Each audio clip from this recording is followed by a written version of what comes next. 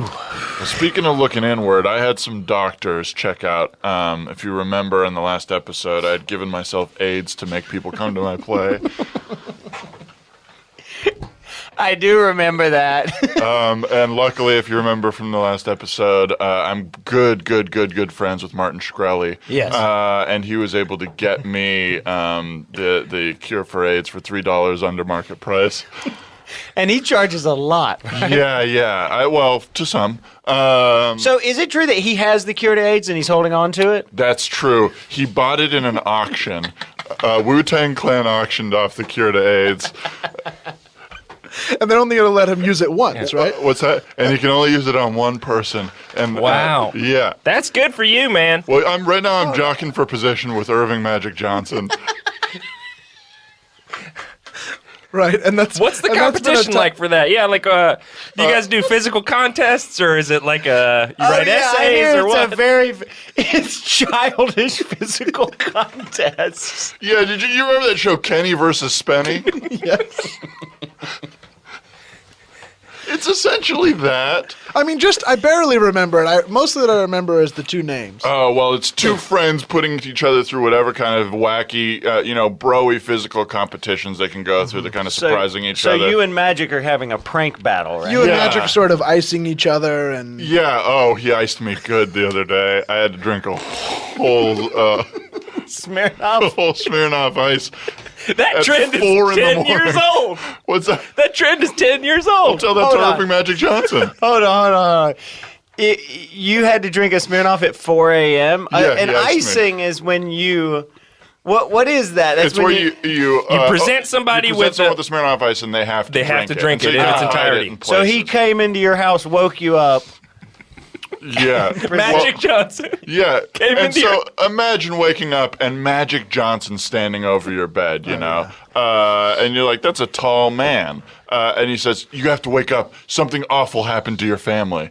And so I'm horrified, right? And he's, come downstairs. You have to follow me.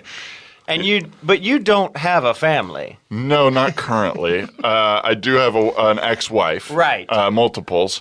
And I consider them fam still. Right. But so I assumed he meant one of them, and so I'm horrified, right? Right. He takes me outside, and he has just put a Smirnoff Ice on top of my ambulance. I said, why did you have to do that whole family thing? You could have just held one in front of me. Yeah. And he said, gotcha. Shit. I'm getting that cure, baby. Oh, my God.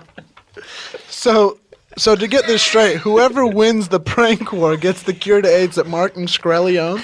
At $3 below market price? Well, yes, that's correct. How long did Wu-Tang have the cure? I think it was sometime around.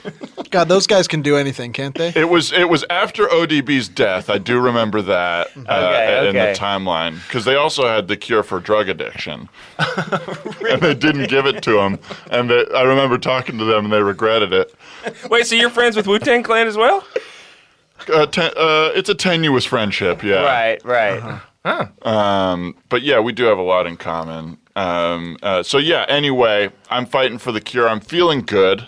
You are writing again, right? You're writing a new play. Yeah, well, I'm writing a play. I wrote so much about myself. Yeah. And it wasn't working. Right. So I decided to start trying to write about others, what I see in the world. Maybe I'm more of I can't look inward, I can look outward. I see. So this is a play called Your Fault. And it's kind of. And I'm assuming this is maybe about one of your ex-wives? Yeah, good assumption. Now, what's the tone and voice of this? This Your Fault? Is it sort of like a Seinfeld? Like, what's the deal with it? Is it dark? Is it funny? I would say it's got elements of Seinfeld, absolutely. If we're talking theater, it's got elements of Seinfeld. And I would say it's Seinfeld meets Albie. It is a little absurdist. Okay. I see a little, is this a page from it coming out of your briefcase here? You saw my briefcase. Well, you displayed it. You displayed it. You've never used to carry a briefcase, and there's a briefcase on the table here with so many papers from the play. I've got so much paperwork. Well, I do see it says... It says here, you're a bitch.